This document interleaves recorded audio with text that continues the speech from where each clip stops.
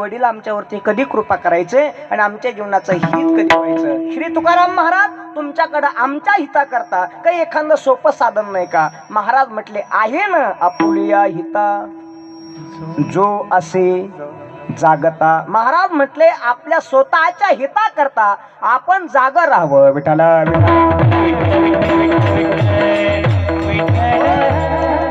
दिव्याने दिवा लावत गेलं का दिव्याची एक सुंदर दीपमाळ तयार होती।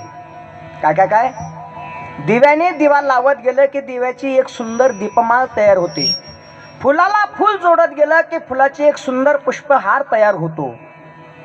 आणि माणसाला माणूस जोडत गेलं तर माणसाचं माणुसकीचं एक गोड नातं तयार होतं। गोड नातं तयार आणि माणसाचं गोड नातं तयार करायचं असेल तर या वारकरी संप्रदायाच्या कीर्तन परंपरेशिवाय दुसरा मंडप नाही। विठाला माणुसकीचं नातं पाहायचं असेल तर देवाकडे जावं लागेल। माणुसकीचं नातं पाहायचं असेल तर संतांकडे जावं लागेल। माणुसकीचं नातं पाहायचं असेल तर मंदिरात जावं लागेल।